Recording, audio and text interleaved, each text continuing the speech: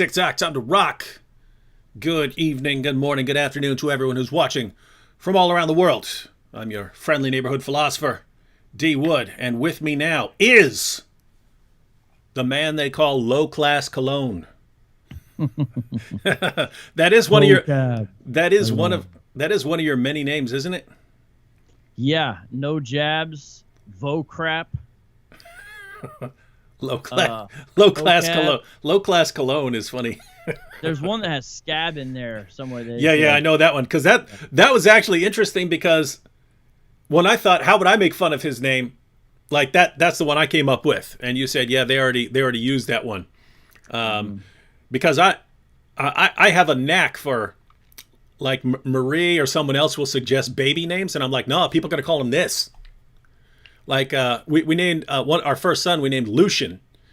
And at first she was like, how about Lucius? And I'm like, nope, they're going to call him Luscious, Bubble Luscious, right? So I'll just go on the names they're going to call him. But we eventually met a dude named Lucius, and she said, what did they call you when you were a kid? And he goes, oh, Luscious, Bubble Luscious, blah, blah, blah. And so, yep, got a knack for that. So, yep. Mm-hmm. So how you been doing?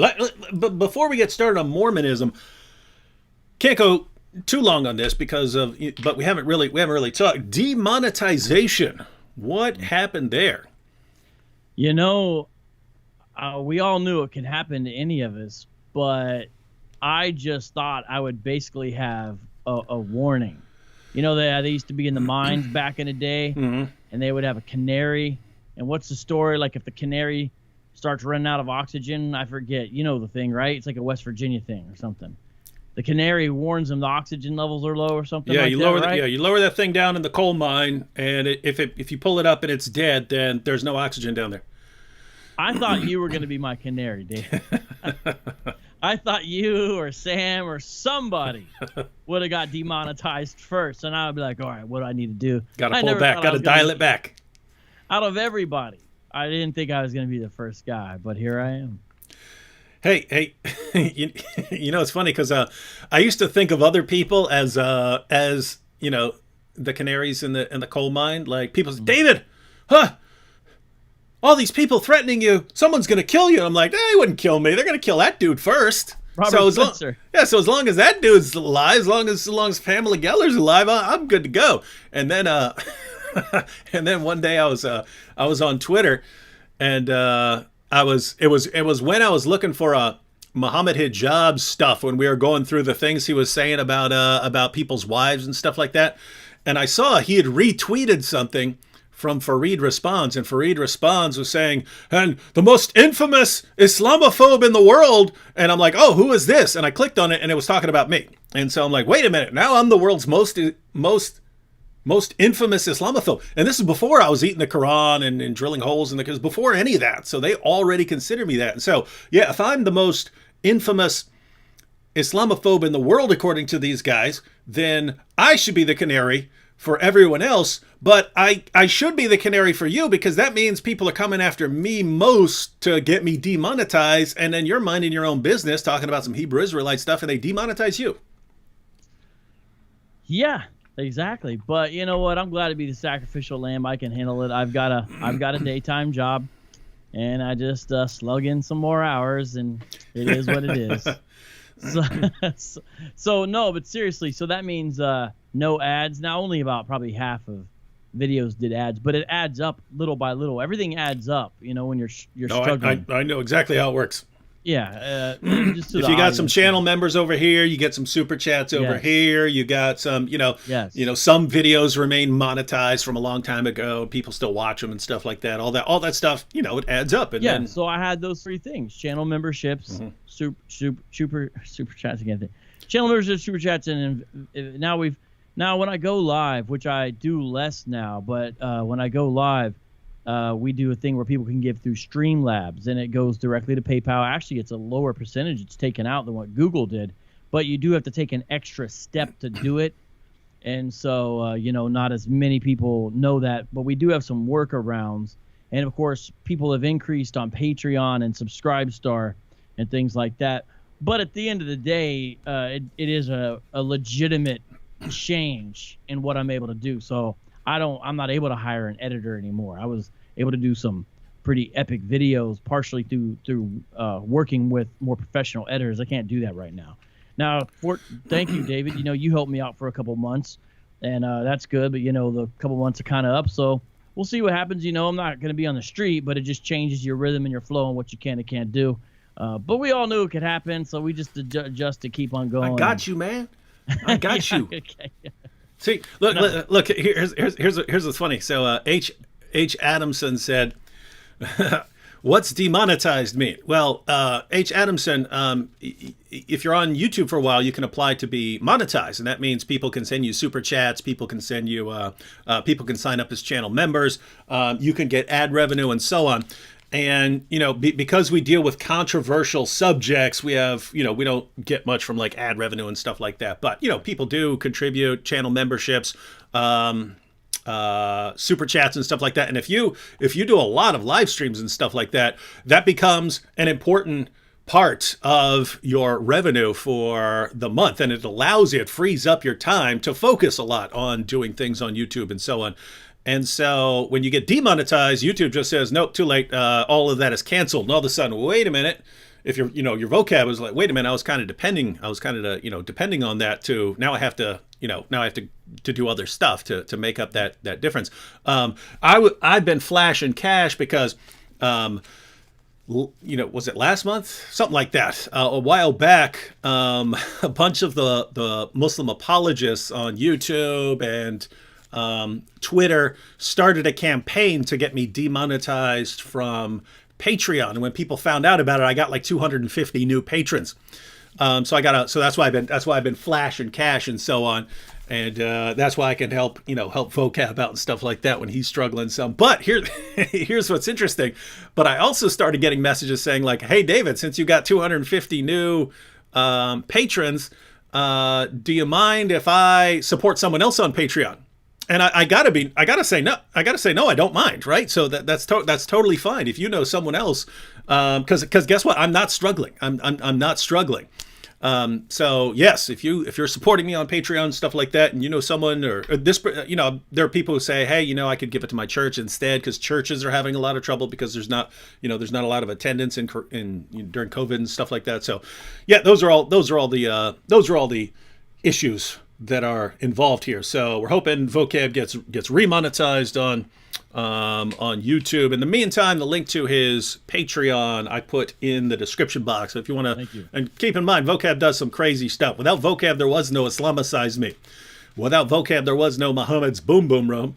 And this is the guy who's dealing with the Hebrew Israelites in the world. I mean, there are multiple people, but this is kind of the guy. They've said this guy is the one we're going after once we go on a killing spree. He's the one we're going after. So lots of good reasons to support Vocab. All right. My favorite quote on that is the guy who says, in the kingdom, we're going to pass Vocab's bones around. Nice. And a guy says, I got first dibs. And a guy says, no, that's not fair. The elder of our camp should get first dibs. You go next after he's done playing with them. It's just so weird. Well, it's cool if GMS is right, because I'll be one of them. Yes, because you can beatbox. Yeah. You might be an Israelite, David Wood. David Wood's cool. GMS, they think I might be one of them. And so I'll be, I'll be with them passing Vocab's dead bones around. Yeah. That was one of the times you were genuinely. David's not really a person who's like surprised that much, but I think you were genuinely surprised. Even though I said, David, these guys are gonna like you, and I bet they're gonna say you could be one of them. And he's just and I don't think he thought I was serious.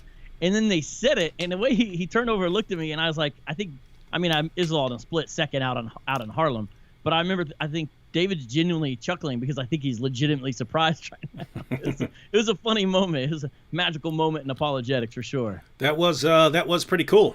I know I have lots of people on YouTube who like me, but I'm used to having people really, really not like me and want me dead. So I'm showing up with Vocab Malone. I thought I was in all kinds of trouble, and they're like, Brother Wood, yes, we can't wait to embrace you. You can take over the leadership. Yeah, you're like, hey, I'm not the most hated guy in the room all of a sudden. I like this. Yeah, that's how they win people. Anyways, all right. But lately I've been doing stuff on Mormonism. Mormonism. Yeah, now what's up with that? Because I'm out here East Coast, and I don't even really see Mormons anymore, man. Right. Haven't had a Mormon knock on the door in probably 16, 17 years, something like that. It's been a long time. Used to see them on bikes and so on. Now don't even see them. And so when someone says, "Hey, I got to respond to Mormonism," it's kind of like, "Wait, what? Mormonism?" But it seems like something. It seems like something that the further west you go, the more important it becomes, because the more Mormons you have out west. Is that about right? That is right, but a lot of people don't realize in 2020 that Mormonism is a global religion. They have been plugging away with missionaries all over the world. Granted, they have some places more successful, some places less. Very successful in the Pacific Islands. So when you go to Utah, there is a very significant amount of transplants from various, like, for example, Samoa, because they've had great success there. And so a lot of those folks come there and live and whatnot. They've had good success. Decent success in some of the other parts of the world. In fact, if you go to like the main Salt Lake City temple, and you can't go in without a temple recommend, but there's places you can go, and they do tours. So I signed up for a tour, and I went, and I noticed they went out of their way to showcase the diversity of the LDS organization with the people who are guiding the tours. So you would have a gal from Africa. You would have a gal from, Scotland or something like that. You would have a number of Islander folks here or there. You know what I mean? So a lot of people, I don't think, know that. So, also sometimes, like in my debate last night with Kwaku, he said, imagine you're going into a room and it's all white. And he was trying to talk about abstract objects with me. I was like, what is this, a Mormon meeting? A room with all white? So I'll still make a joke like that. But the fact is, they're a global organization now, and a lot more diverse than a lot of people realize. And so Mormonism is significant, and it's not going to go away anytime soon. And the reason I'm dealing with it now is actually because of my demonetization. What happened is I said, well, I'm going to go live less and try to be more strategic with videos. And another thing I'm going to do is say yes to going on other platforms more, because I really had to take care of my own stuff, so I wouldn't be on platforms as much. So, David, I was saying no to almost all the debates I was getting. Mm-hmm. Now I've been saying yes to debates, and I've been going on the platform. So it actually directly relates to demonetization. So there's a good side out of it, but, the support's still not there. But nonetheless, that's why I did the debate with Kwaku last night. It's because of that. Yeah. And on what you were saying about this being global now, one of the probably the only times I saw Mormons in the New York City area was actually pretty cool. This was I used to, when I was at Fordham, there were a group of students that met at Columbia University from the various universities in the area who were all interested in the problem of evil. So there were some students from Columbia University. There was me from Fordham. There was a couple of people from City University in New York and so on. And so I would take the 2 train down to Harlem, and then I would walk down Martin Luther King. And if you follow that, you'll eventually get to Columbia University once you get out of Harlem. And so I went down to the meeting, and then I was walking back, and I got till I was right about at the intersection of Malcolm X and Martin Luther King. And there's this group of, they look like 18, 19-year-old Mormon missionaries in the middle of a crowd, everyone, Hebrew Israelites, everyone there. And there's like probably, I want to say 7 or 8 Mormon missionaries in there. And I'm just standing there, and see, this is before I had a camera phone, because, back in this would have been awesome for YouTube, right? Mormon missionaries in Harlem, right? I don't know why they weren't recording that. That would have been cool. But yeah, it was Mormon missionaries in Harlem, right there about the corner of Martin Luther King and Malcolm X. And I got into a discussion with one of them for about an hour, but he was telling me they're training to go over to the Middle East. So these guys were training Now, they weren't going to Saudi Arabia; they were going to some place like Lebanon or something like that. So Right, it's yeah, that so makes a little more laid back. But yeah, these guys were.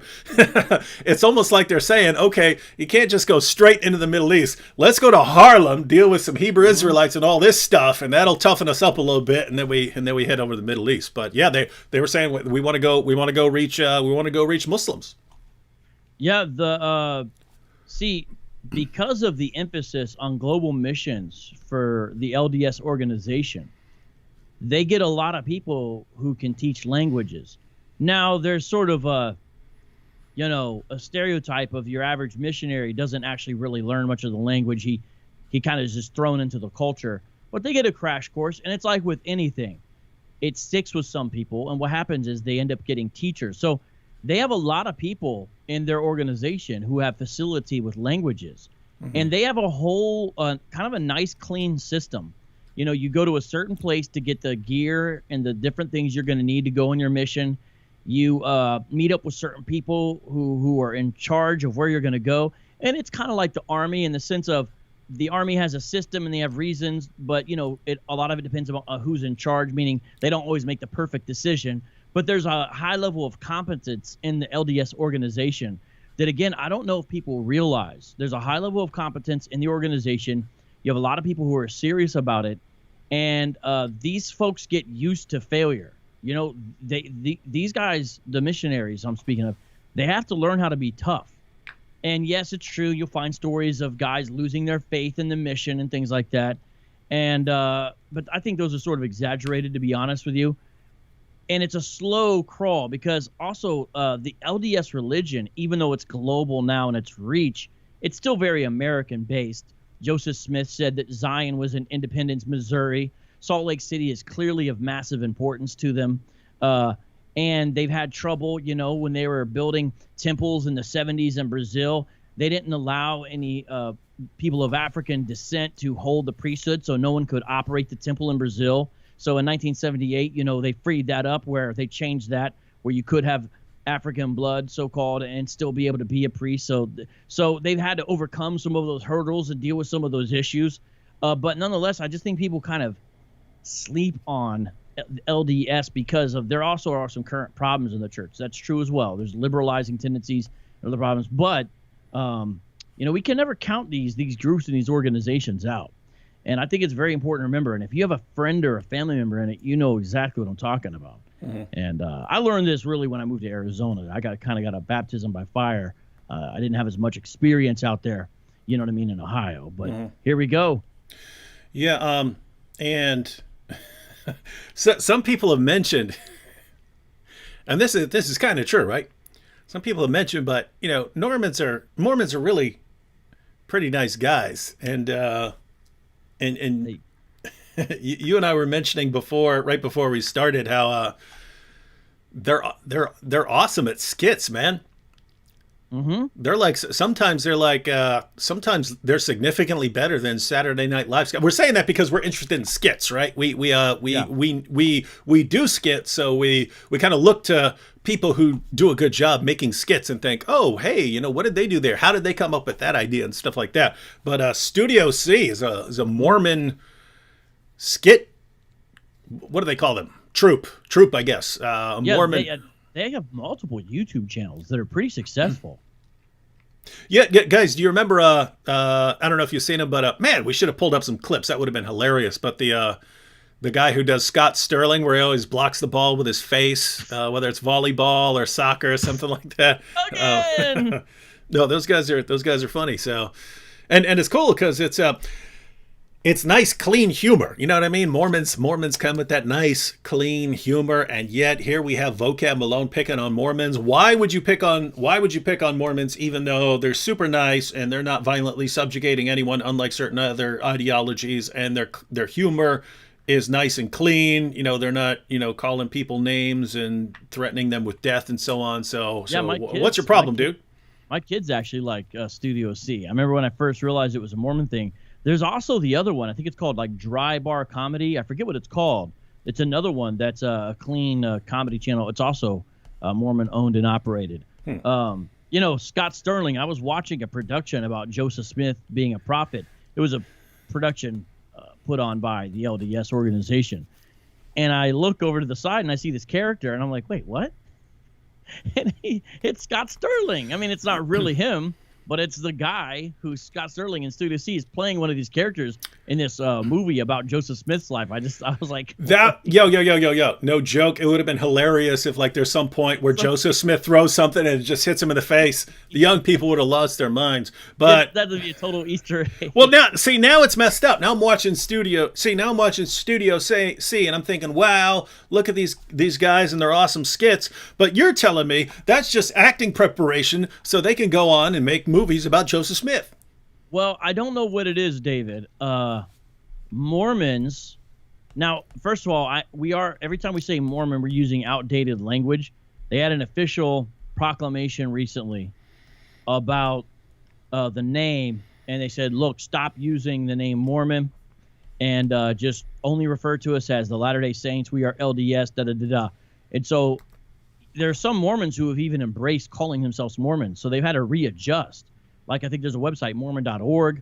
There's a famous YouTube channel, well-known, called 3 Mormons.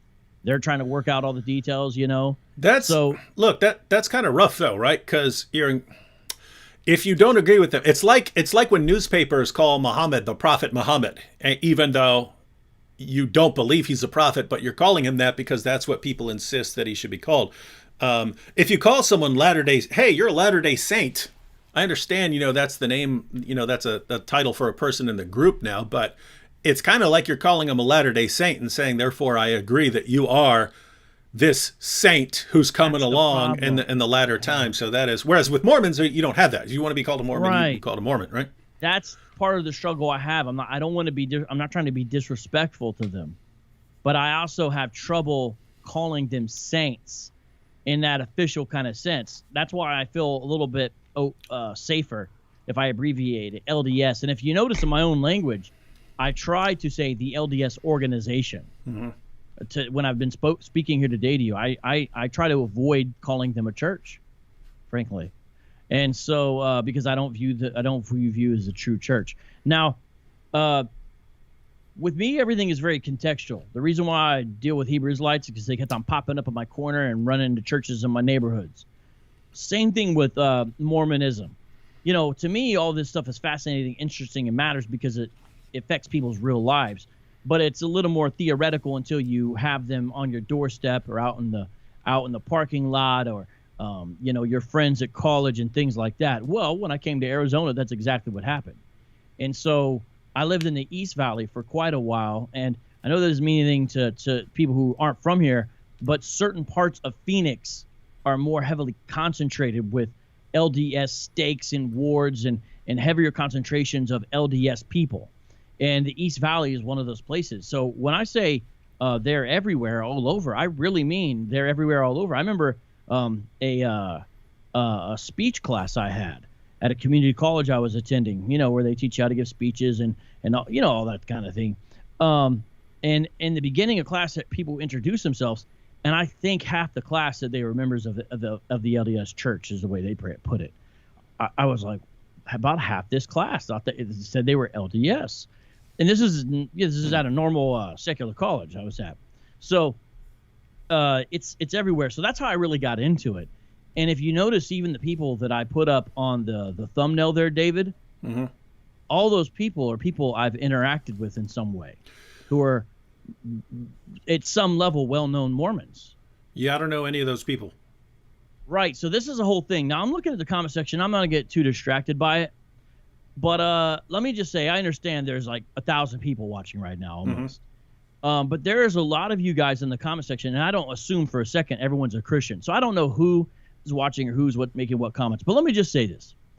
A lot of you people making comments, I can tell, literally have no idea what you're talking about when it comes to Mormonism.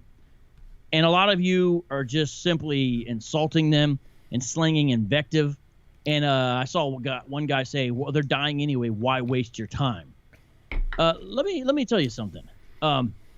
First of all, souls are at stake. And we're talking an organization that's still 12 million plus strong, okay? It depends what you look in the numbers and this and that. But we're talking families. And if you live in the Southwest, these are people you care about. You don't have to live in the Southwest, but certain parts of the country is my point. And so why waste your time? Because these are people. We care about them.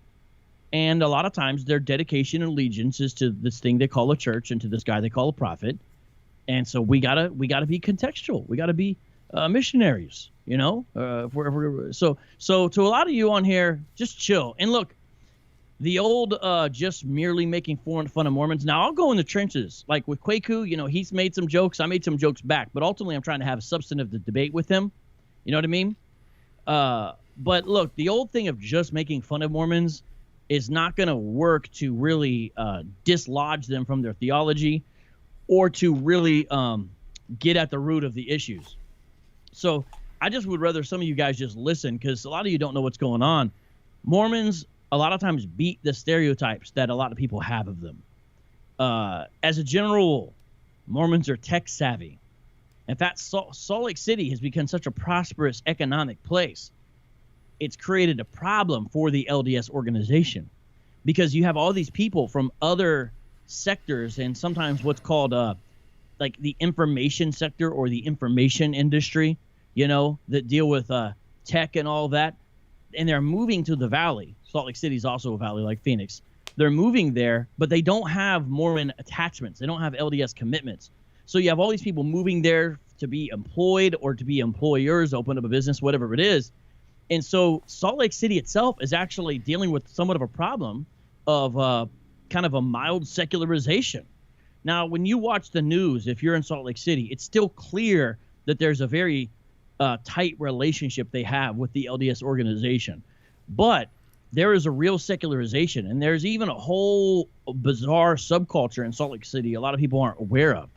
Back in the day, there's a punk kind of skating subculture. There's a whole skating subculture, and a lot of people are not aware there is a big LGBTQA plus massive subculture in Salt Lake City now as well.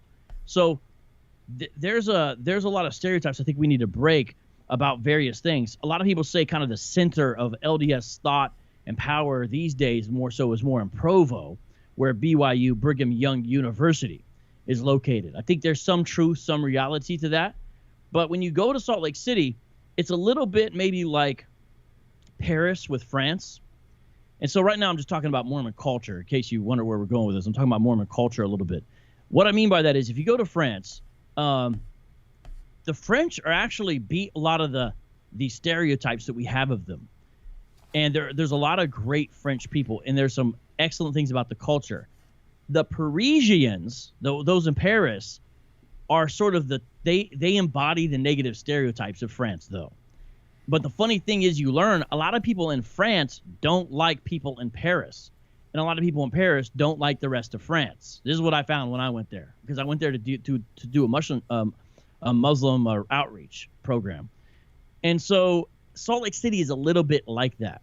When you go to Salt Lake City, you find all these like Hollywood superstar Mormons. They walk around with their name badges and their rock star glasses with these struts and strides, and they won't give you the time of day. There's a level of cockiness and aggression sort of in the culture that's a little bit different than a lot of other places with LDS culture. This is a little bit anecdotal, I know, but in other places it's different. And so even the kind of Mormon you are, to a certain extent, actually has to do a little bit of kind of where you come, what community you come from. Because there's also the more rural areas of Utah, and that's a whole nother situation. There's Arizona, which is different. There's the Idaho folks. That's a little bit different. So there's a lot of differences here, and I don't know if people realize how much has changed in Mormonism, yet there's still a lot that has stayed the same. You know what I'm saying? And at the end of the day, Mormons make great neighbors. It's a stereotype. I think that's true. Hang on. Who would you rather have as your neighbor? Mormon missionary or ISIS? A Mormon missionary. Mormon missionaries are paint your There you got fence, it, ladies and gentlemen. Carry your groceries. That's your proof. Rake your leaves. I don't want to say what ISIS is going to do. Now, I will say a little something like this. I would love to have the average Mormon be my neighbor. I would not want Joseph Smith as my neighbor, though. That's this true. dude This Yeah, that dude dude would was out there. send. This is no joke. This dude would send men out on mission trips, and when they were gone, propose to their wives. This is true facts. He did this. It caused a lot of problems actually, because the guys get back and they're like, "Hey, bro," he would really do this. So Mormons are great neighbors. Joseph Smith, I'm not sure if he would make such a great neighbor.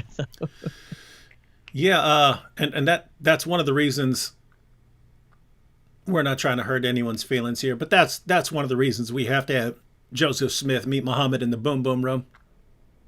Yeah, I think you could make a good Joseph Smith. You have to shave And some facial hair and whatnot, but you could do it. yeah, I have to shave my face down, and now I haven't really studied Mormonism at all. I studied a little bit back when I was, studying apologetics in general and so on.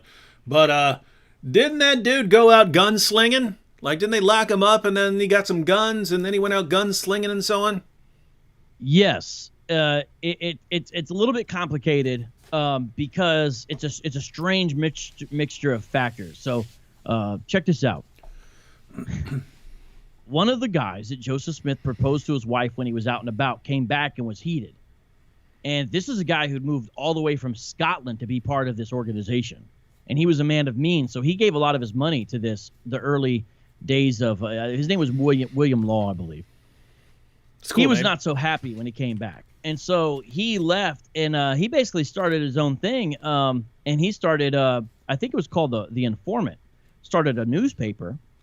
And he was saying, "Hey, yo, Joseph Smith is shady," and started printing news stories about Joseph Smith being shady. Joseph Smith, now, it's kind of like the Godfather, it's hard to touch the guy at the top, but people who were affiliated with the LDS organization went and wrecked shop, destroyed the printing press and everything. They didn't want to allow free press. They destroyed it. They suppressed it. This all created a problem. Plus, the LDS folks at the time in Missouri were telling their neighbors, "We're going to own this land. You're farming it now, but this is going to be ours."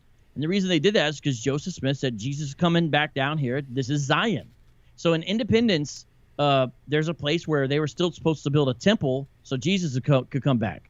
So they had this very kind of almost colonialist attitude towards the frontier people there. This created a problem. Plus, Joseph Smith was able to raise an army of 5,000 men. That is a massive militia in those days in the United States, because the army size of the United States, my understanding at that time, was only 15,000. And yet he's got an army of 5,000. He had enough power that he actually ran for president. He went and met with Martin Van Buren. Van Buren didn't really address his grievance properly. So I'm going to run for president. So what happened is, though, with all this going on, they came and they got Joseph Smith and locked him up. And there was a series of unfortunate things that happened. Some of the settlers did basically massacre some Mormons. It was a tragic thing. They killed women and children. I forget the name of a place. It's something Hill. I forget, but I know it's Hill is in there. There's monuments to it to this day and whatnot. So there was sort of a back and forth. Now, when you watch a Mormon documentary talking about this, they make it seem like they were just the nicest people getting persecuted everywhere. They leave out what they were doing, like, wrecking people's printing presses, telling them we're going to own this land, having massive militias, taking dudes' wives. No, it kind of. I just wanted to toss this in there because I'm sure a lot of people watch this channel are thinking the same thing. This sounds a lot like, when Muhammad was in Mecca, and he's already early on, once people started getting upset about him for making fun of their gods, he was already talking about raising and building an army and forcing everyone to submit to him. Then eventually they start persecuting him and so on. And he tells them, "I bring you slaughter," right? He announces that in Mecca, "I bring you slaughter," right? So then they really get mad, and they have to leave. And if you ask Muslims to this day what happened, Muslims were just minding their own business, living peaceful lives when the evil people forced them out. Then he goes to Medina. He's going around telling his followers, I will expel the Jews and Christians from the Arabian Peninsula and will not leave anyone except Muslims, right? So he said, we're taking all of this from Muslims. Everyone else has to go or die. You got to convert, you got to get out, or you got to die. But if you were if you resisted this at all, if you said, no, I don't want to do that. I reject you and I will stand against you. Well, you're a hate monger, you're a bigot. And to this day, Muslims, what happened? Muhammad's minding his own business, living a life of perfect peace and tolerance, and everyone attacked him for no reason. So it seems like, not to the same extent, but it seems like a similar idea of modern people looking back at that saying, look at the persecution against us, when you guys, there's some reasons people didn't like you. Yeah, and so there are some similarities. So Joseph Smith sometimes has been called the American Muhammad. Obviously, it's not identical, but there are similarities. Now, I need everyone to understand this. I'm talking about this because I don't like how a lot of LDS folks whitewash their history. However, we must recognize differences. LDS theology has never been textually based. Now, what, they have a Book of Mormon? Yes, but it's not the level of importance as the Quran or a Bible. It just isn't. Now, that's what they'll give you, but I brought this out to an extent in the debate. A lot of what is practiced and done within modern-day Mormonism is actually just from subsequent revelation. They believe they have a head apostle, and this role or office has been passed down by the literal laying on hands of those before him, and that he receives revelation from God, and he can literally basically write modern scripture. Because of that, there have been significant changes in the LDS organization. And because Joseph Smith set the organization up as an organization based upon essentially, and I'm not trying to say this pejoratively, his dreams and visions and revelations, that has been built into the fabric. So they have a natural mechanism whereby to have legitimate substantial change occur. They're not looking at the Hadith in the same way that Salafi scholars are. It is just not the same. So when I speak about the past, I co-sign that as really happening, and I don't like the whitewashing. However, we must make sure we understand the difference between what is happening and now in 2020 between that. But there was a thing called the Danites, to your point, David. And these Danites were formed in the 1830s, and they were a big part of something called the 1838 Mormon War. There was this vigilante group, and they would deal with dissenters, and they were pretty evil. And Joseph Smith used to be a pacifist, but in August 1833, listen to what he said. And now verily I say unto you, concerning the laws of the land, it is my will that my people should observe all things whatsoever I command them. And that law of the land, which is constitutional, supporting the principle of freedom and maintaining rights and privileges, belongs to all mankind and is justifiable before me. Therefore, I, the Lord, justify you and your brethren of my church in befriending that law, which is the constitutional law of the land, and the law of man, whatsoever is more or less than this cometh of evil. And they used to, in this same thing, and you can read it right now in the Doctrine and Covenants 98:23, they encourage church members to bear this patiently and revile not. Basically, you had this thing where the pacifism was coming to an end after that. And he took the title of general. They started their own bank. Now, again, some of this was because of persecution, but some of the persecution was because the way they essentially acted. So he did get put in a Carthage jail, and he was not done justice. There was no trial. There was nothing like that. It's not ever clear he did anything deserving of the death penalty. Okay, so it was not like that should have been what should have happened anyway. Even though there's a number of times they did try to kill him. One time it didn't work out. The guy didn't want to do the shooting squad. Long story. But the mob busted in, and I guess it was maybe a couple hundred people. And they did manage to smuggle Joseph Smith a little pistol, and so he did go out with a bang. But there's no way he was gonna be able to kill all those folks. And there's some eyewitness accounts. And now I don't get into conspiracy theory that there is some masonry involved in Mormonism and in the temple rituals. And it appears Joseph Smith saw some Masons he recognized in the crowd. And it appears one of the final things he did actually was give the Masonic symbol for help into the crowd. And so it's sort of a bizarre thing that you get the picture from the eyewitness accounts, at least some of them, that he's like falling out the window, giving Masonic signals, someone in the crowd doing the help symbol, because he got shot out the window and landed on the ground and was dead. But it was a travesty of justice ultimately. It's not how things should have been done. It wasn't right. They also murdered his brother. So, you know, regardless of what happened before, because they paint themselves as pure martyrs, that's not true. What happened to Joseph Smith was not right. But he did have a gun, and it appears he killed some people. At least one, I think maybe two. He killed some of them. Now, it was a mob trying to kill him, so, I mean, I would say it could be self-defense. But they'll just say he was a martyr, you know, but I don't know. I don't know.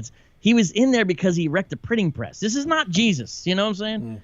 But if you really want to get, you know, more about this, look up the Danite Manifesto, folks. Look up the Avenging Angels. We're talking about guys who basically would wreck shop on Joseph Smith's enemies. So there's some strange segments in the history of the LDS organization. They're pretty bizarre. Now, again, a lot of that's really in the past. Yes, you can find little kind of leftovers, like people, I see them bringing up the FLDS. The FLDS have been disavowed. Not to say they're not relevant at all. In fact, I think with polygamy laws changing, I think the FLDS they'll be able to do their stuff out in the open eventually. But the FLDS, the Fundamentalist Latter-day Saints, yeah, they still believe in polygamy. They believe the mainstream church has gone off, all that. But, you know, people mention Warren Jeffs. They're just not they're extreme and it's sensational, so it gets news attention, but they're not necessarily a very relevant or important part of the conversation, even though they do exist, and it is because of the history of what Joseph Smith did. So we do got to recognize that. Here's all I'm saying. This is all I'm saying right here. If Joseph Smith was known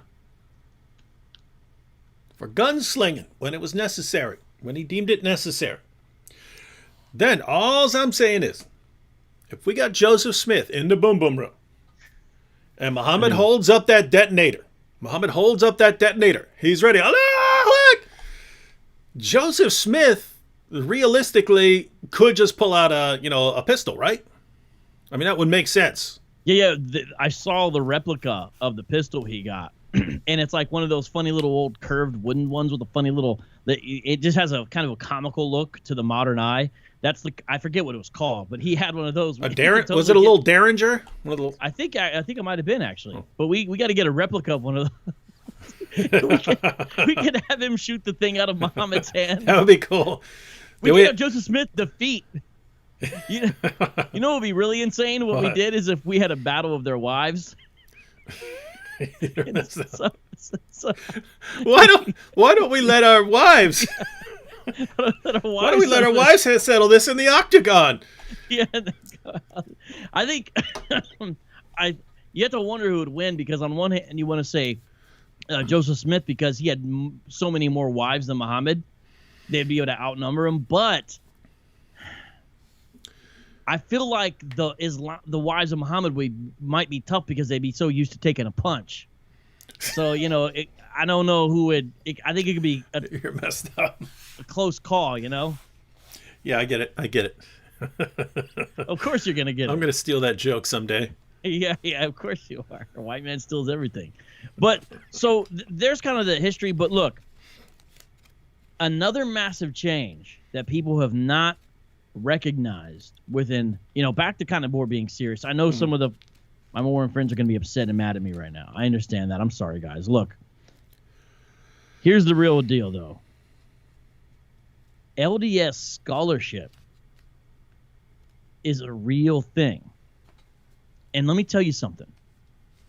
These folks have never been anti-intellectual.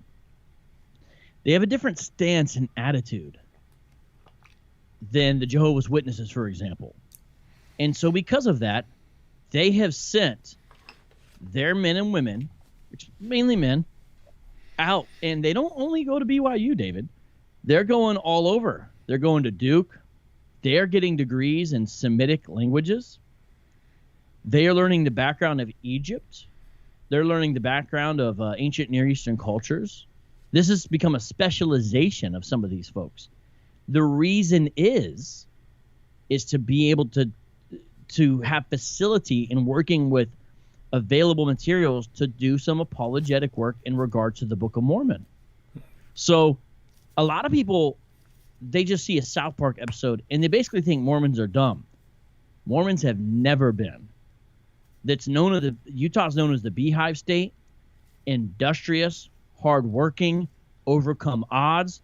People have this perception of them as kind of like weak or white or something. These are tough people who come out of a frontier background. You go to Utah, these dudes are in shape. You talk about some dudes with jump shots. Find me a Mormon missionary without a jump shot. There's a couple, but these dudes got jump shots, bro. I'm telling you. So I'm just trying to explain the mentality that I don't think a lot of people understand. There's a kind of a quiet reserve and a quiet resolve that I respect greatly. And sometimes people have this image of a softness. There is legit masculinity within a certain segment of the LDS culture, right? And they embrace that, and there's some of that as well. And you can see that sort of in their heroes that come out of the Book of Mormon. Well, these guys have went off and got real degrees. I see people, is it like Islamic apologetics? I would say it's now granted they haven't had as long to develop resources as the Islamic world, and that's real, and there's less of them, okay? However, I would say their level of apologetics in 2020 is potentially more sophisticated than the average Islamic apologetic. And I don't think people realize that. There's a very fascinating paper, and shout out to D News. She kind of helped me do some cliff notes on this. It's called Mormon Scholarship, Apologetics, and Evangelical Neglect, Losing the Battle and Not Knowing It by Carl Mosser. Now, granted, this thing came out in the Trinity Journal in '98, but it still speaks to a reality. Kind of what happened is this. There was a time, maybe between, say, the 60s and the 80s, when countercult ministry was like hot and popping, right? Especially in the 80s. Churches were equipping people. It was when you talk about apologetics in relationship to LDS, the 80s is like the time. And a lot of the hard work that the Tanners have done, if you know anything about LDS apologetics, some of these names will make sense. If you don't, you just have to catch up later. The Tanners had done a lot of work in the 60s and 70s that really set the groundwork, maybe more so at the 70s. And what happened is the 80s was blossoming, blooming time, and they were really on their heels. They didn't have a lot of people in the fields and degrees. BYU wasn't at that level. They were hiding a lot of stuff. Well, what happens with the LDS folks is, by and large, now I'm not saying they've come clean about everything, they have decided to put almost everything online.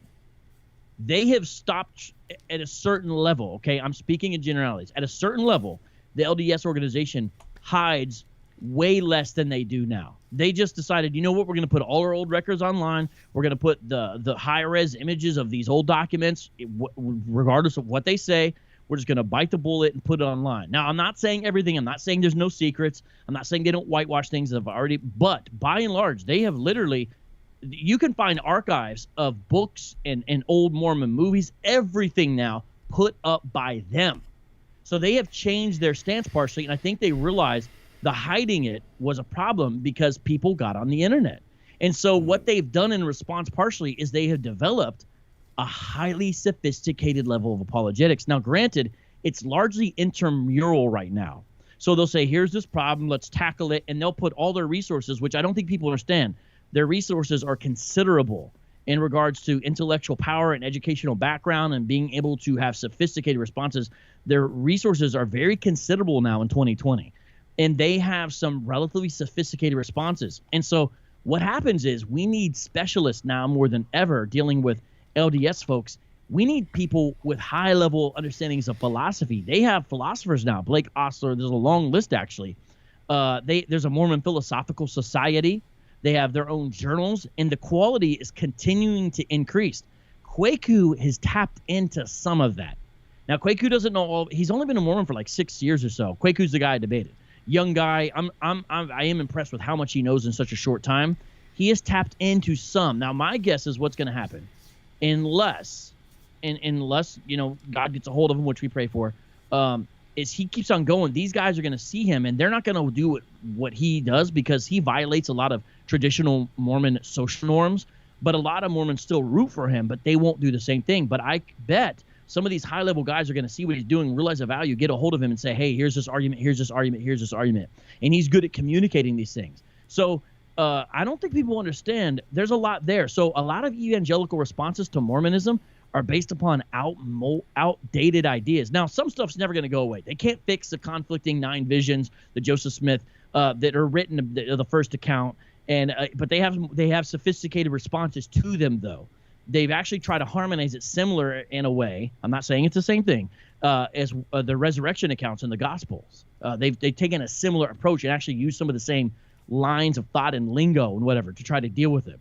So I just think people should be aware. And look, if you're really going to deal with it, you got to go all in. And we need more high-level specialists to deal with LDS folks, as well as on the ground as well. But a lot of what we've been saying and doing is based upon outmoded ideas.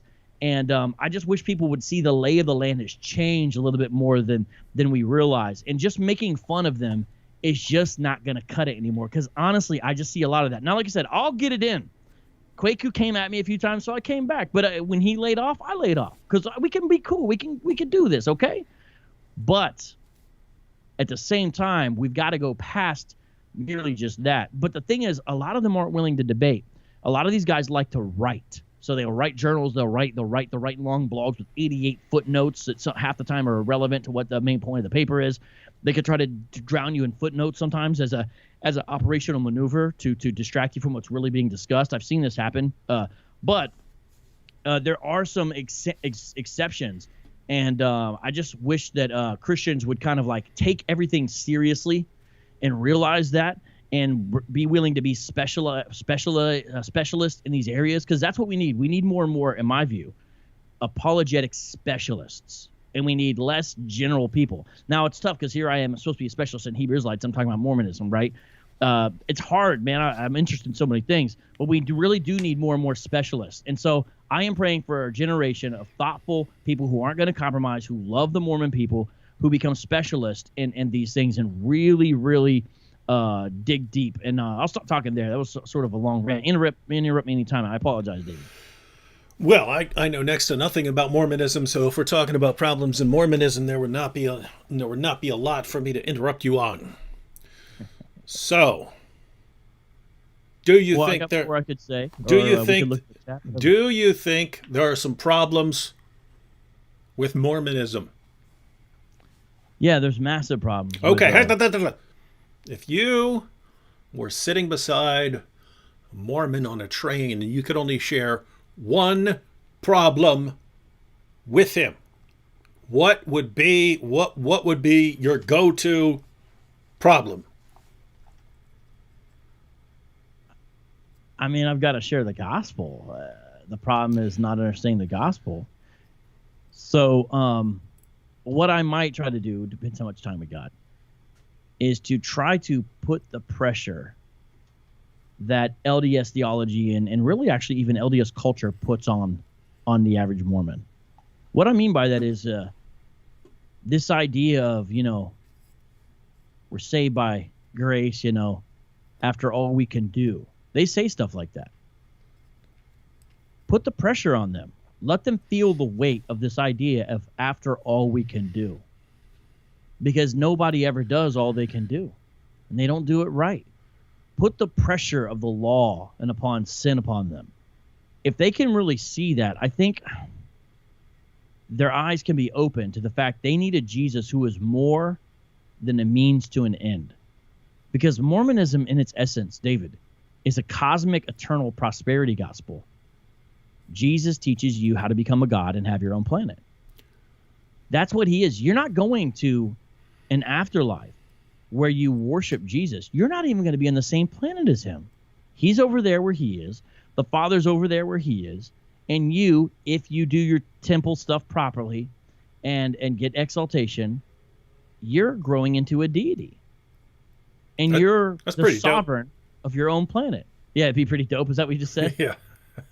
Right. So putting the pressure, I think, of them thinking they're good, because basically, Mormons look around at a decaying society and they're like, look at these Christians, look at this crazy culture.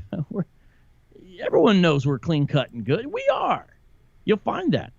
They need to really see God's holiness from the scripture and really see their own sinfulness and shortcoming. And if they can start to see that, they can start to really realize their need for a savior. So it's not about trying to make them feel bad or anything. But then again, yes, because we need that sense of, I have sinned in the sight of a holy God. So I would just say that would be really the thing to focus on, not the contradictions in the first vision or something like that right away. Just that, because now here's what's tough, David.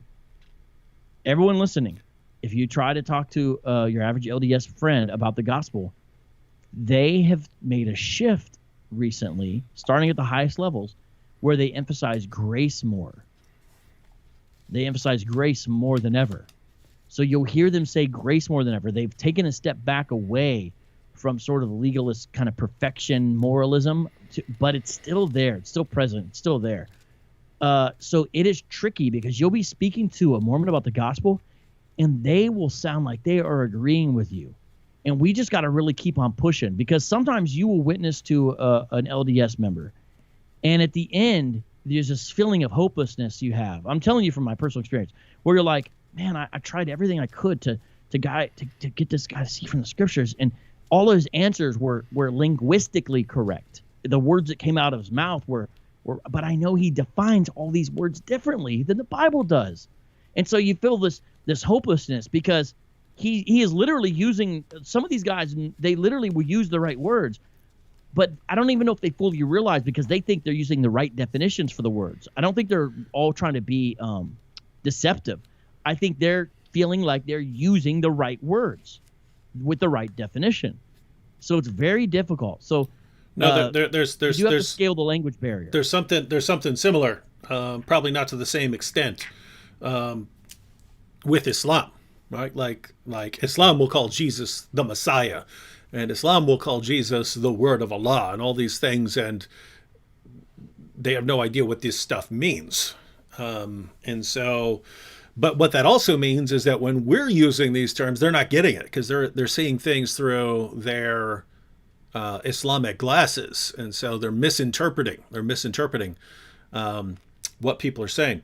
It's funny though. I was kind of smiling for a second, because when you started talking about, what'd you call it? What kind of prosperity gospel did you think? Oh, I called it a cosmic prosperity gospel.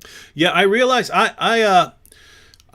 I'm an unstoppable fire hose of good ideas, but my good ideas come out so fast that I forget like 98% of my awesome ideas. And then someone will tell me about it 2 years later. Hey, when are you going to do that thing? And I'll be like, I don't even remember thinking that, but that sounds hilarious. How did I come up with that awesome idea, then forget it, but you remembered it, and so on. So anyway, one of the things I've been doing, one of the things I want to start is, when I think of an awesome idea, to just say it in a live stream, because then people will remind me of it like 2 months from now when I've forgotten about it. And then if I really want to do it, then I can do it. But you were talking about this prosperity gospel, and I was thinking, man, with Hijab and Ali Dawa and Adnan Rashid and Fareed Leaks and all these guys campaigning to have people deplatform critics of Islam, but then actually making us piles of cash, there could be, I'm not sure what to call it. It's not an Islamic prosperity gospel, but well, they're not making me piles of cash, but go ahead, I'm listening. No, but I could make a video where I talk about how to this new Islamic prosperity gospel. I'm not sure what to call it. Maybe you guys in the chat can come up with a name for it. But basically, I can say, this is how you get rich from these keyboard jihadis, right? So all you do, you start blasting away at their fake profit, and there's plenty there. Then they flip out and get you try to get you demonetized. But people in America, people in Europe, people in most non-Islamic places in the world don't like being told what they can spend their money on. And so when they see people trying to demonetize you, they're like, hey, wait a minute. No, you can't demonetize you. Here's $20, man. Here's $20. And so some sort of prosperity gospel there, where you got like your 3 rules of success, how to monetize Muhammad Hijab, how to monetize Adnan Rashid, because anyway, guys, I just put a link to a wonderful article on the verse I was just discussing, 2 Nephi 25:23. My friend Aaron Shafawalev wrote the article for mrm.org. That is one of the best websites dealing with LDS theology, mrm.org. And Aaron Shafawalev is one of the younger guys who is really excellent at this. I don't know of anybody who has a better grasp of the gospel and who understands the ins and outs of not only the Utah kind of culture, but also understands better than anybody the history and philosophy. And he's just excellent. Everything he does, his channel is excellent. And so I just dropped that in there because that's the verse that speaks about after all we can do. There. So I just wanted to drop that in there as well. There are some great resources, but the evangelical fervor to share the gospel with LDS folks has died down a little bit. And it's tough going. There is an older generation now of apologists, and a lot of them are sort of towards the end of their journey. So, Sandra Tanner, who's really the pioneer in all this, the Lighthouse Bookstore is not going to be around forever. We don't know for sure, but she's not going to be around forever. A lot of the kind of figureheads are older guys who used to be into it, like, say, James White. He doesn't really deal with this topic anymore. So there's just we do need new blood, fresh blood, and people who understand the internet. The LDS Church got on the internet early. Everything looks nice and is very functionable. And they are going overboard on YouTube. They are sinking major resources into some killer YouTube channels. And they're willing to do so even though sometimes their gains aren't that great. So they have some great YouTube channels. And just because of the nature of LDS stuff, they still don't have as many subs as you might think they should have. But you see the quality and you see what they're doing and you see really the compelling nature and how they've learned how to use YouTube. Kwaku is a perfect example of that. I feel like in the debate, because of what he has to defend, it's difficult for Kwaku. But you watch him as a YouTuber, and the way he is able to make, and I'm not trying to be rude about it, wholly unbiblical and honestly really wild ideas sound credible is fascinating to me. And so I think we gotta just take it all serious. Just talking about magic underwear and South Park. Those days got to be done. And the other thing is Mormons have learned, honestly, to kind of not take themselves too seriously. So I've been recently digging into what's called Mormon cinema. And there's actually a genre called Mormon cinema. And it is not bad. They do a lot on small budgets.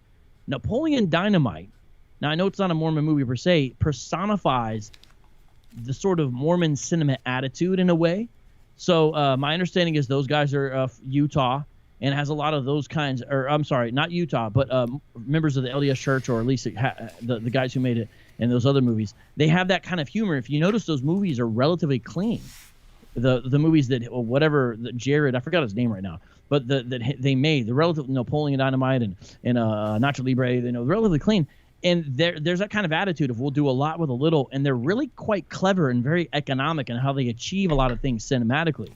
And they've even had some movies where they are portraying a lot of LDS characters a lot more three-dimensional in Mormon cinema. Now, granted, there's still, family stuff and all that, but they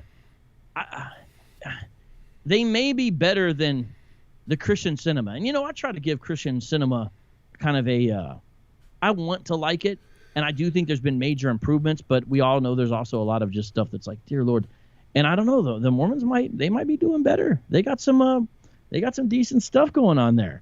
And they even make quality music. In fact, one of the people on the thumbnail here, David, is James the Mormon.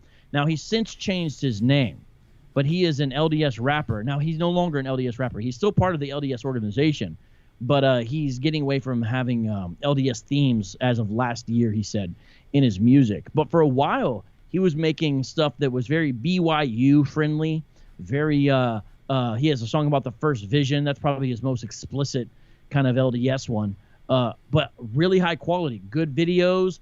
He's a dope MC, good lyrics. I actually did an interview with him. It's actually called Interview with with a Mormon rapper, and it's a sort of a heartbreaking interview because at the end he really just expresses his heart, and it's really just it's hard to hear in a way if you really care about people as you speak. You'll see what I'm saying, but. So that's all reality. So I'm trying to, in a certain way, break down some of the stereotypes. Now, I hope my LDS friends see that, by giving certain levels of credit to Kwaku and JTM, as he calls himself now. I don't know if he changed his name now. And I hope they're not mad. I put them on the thumbnail. I'll just blame it on David if so. And the other two guys, there are also two guys I've talked to, Jackson Washburn and McKay Jones. Now, McKay Jones is from another era of apologists, and I don't know if he's really in it. I think he's just more teaching German these days. But Jackson Washburn is another young, bright Mormon apologist. A little bit different than Kwaku. Kwaku, despite being modern in his outlook, is actually traditional in a lot of his theology, somewhat conservative. Jackson, a little less so. Jackson is definitely, though, a sort of a intellectual powerhouse, young guy. And I've had a number of private conversations and public conversations with, well, not really private when I say in the sense of we're talking, there's a bunch of people around. But we've talked a few times. Really bright kid, and and he's also on the thumbnail. He's done some apologetic things. His approach is different, but they both have an emphasis on millennial, and with Kwaku, it's almost Gen Z. He's very popular at BYU. But again, see, this is what I'm saying. People, I'm trying to break this down to you. I see people making fun of the idea of a Mormon rapper. You guys don't get it. These guys know how to do a lot with a little. And yes, not every Mormon rapper is good, but there's a lot of quality there. Yeah, because they know how to make films. You got to stop sleeping on the Mormons is what I'm telling everyone, and I don't feel like they're listening. I'm just saying because we've never heard it, and as soon as you said it, I was like trying to think where would this even go? You know what I mean? Now you're actually a rapper, and you've heard this stuff before, so you would have it. But I'm trying to I'm thinking in my head, this Book of Mormon, it's as smooth as granite. Become an LDS, you get your own planet. You know what I mean? So it's kind of like everything I was thinking in my head was totally whack. You know what I mean? Well, with JTM, he only has a few songs that really are very theological. Mm-hmm. His music tends to be more inspirational, maybe dealing with relationships. He might have a song about the BYU football team, like sort of a chant rally type song. He has a song about I think it's about drinking Diet Coke or drinking Coke or something, because that's a thing. Mormons, I think, have a stake in Coke. That's a big thing with it because they're allowed to have cold caffeine. It's just not hot caffeine. You know what I mean? So I think there's a song. So it's more like fun stuff like that, but high quality stuff. He has some songs that showcases sort of the Samoan or the island side of Mormon culture. Just look up some of his stuff. People will see what I'm saying instead of just all these jokes. Look up James the Mormon. Look up some of his rap. You'll be like, oh, okay, this dude's no joke. Okay. How did you not bring some clips, man? Well, I don't know. Every time we play stuff, we get hit with copyright. I mean, I can send you links right now if you can play a 30-second clip. That'd be fun. No, I can't play stuff straight off the. What do you mean bring a clip? No, if you send me a clip and I have a clip. Yeah, I can't play if you send me a link to a YouTube video, I can't play that because there's a way to set up my computer, but it's not set up. So yeah, it has to be an actual clip that I can play. I got you. Just give me a second here. You got some, and I'll. You got some dope rhymes.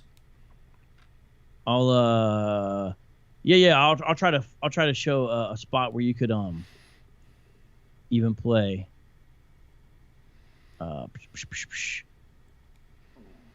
Yeah, let's see. But let's see. What's a good one here? Wonder if I should go with this one here. Alexandra said lots of Samoans are Mormons. Yeah. You heard that? Yeah, no, it's true. Mm-hmm. Yeah, I think I've mentioned it a few times. They've had some success there. Yeah, with the global stuff. Yeah, let's see. Nah, not that. I'm gonna find the song. Go ahead. I'm gonna find you a song and I'll send you one that's a good one here. Just give me a second, and I'll kind of tell you where to do it here. Yeah, he's changed his name now to Please Stop James. Oh, is he taking down his old music? Oh, come on, bro. He might have even taken down a lot of his old music. Well, it looks like he's going through some stuff. Looks like he might be going. This is an older one, but this is kind of the most theological one. Whoa, it looks like he took it down. Your boy is taking down a lot of his stuff. Well, I'm going to have to do it off another site, but here. Oh, yeah. I'm just saying, man, that's a Muslim move, man. That's like Uthman burning all the manuscripts. All right, here, I'm going to send you this joint, David, to your email. Is that where you want it? I stay away from drugs, so don't send me any joints. Okay. And maybe you start around like 218, 220, something like that. And I think people will be, I don't know. I'm a strange mixture of personality. Like, I want to be able to have fun, so, you know, I'll make some jokes. But at the end of the day, I'm trying to take this stuff seriously. That's why I like a guy like Kwaku. He can be a little rough and tumble, but he can make some jokes, and I think not to get his feelings hurt. But it's like a mix. It's like, you know, we beam in about it. But like just the making fun of, and I could just tell a lot of people don't understand. My guess is if someone has a Mormon family member, if someone's lived in Utah or Arizona or Idaho, those people know what I'm talking about. And they're probably glad I'm talking about what I'm talking about. A lot of you I just can tell they don't know what's going on, and you just guys need to read some books. And you know what? Let me give you some resources here while David's pulling that up. I'm gonna start off kind of now. Wait, how am I pulling this up? Well, I just sent you the YouTube link. You just go to around 220. Maybe go to around 220. You sent me a YouTube link? It, right? No, I can't. I tell you, I can't play anything that I haven't imported as a video. Oh, you need me to download it and then send it to you? Yeah. So don't worry about it now. No, I could do it right now. It's no big deal. Okay. Just go ahead and talk.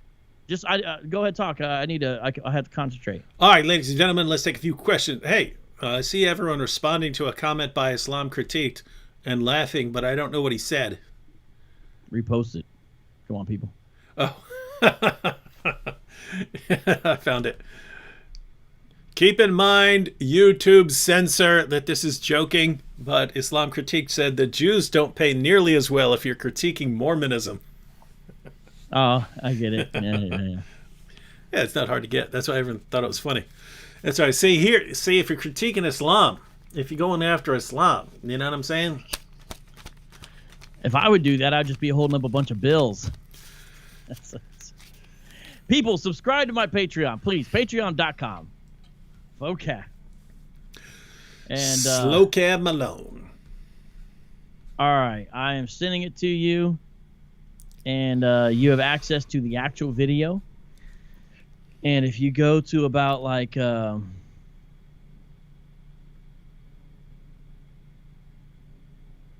are you? How are you sending me anything? Oh, you sent it to my email. Okay, you sent me two. You sent LDS rap, and then just rap. Yeah. The second one yeah. I sent you. Okay. The attachment.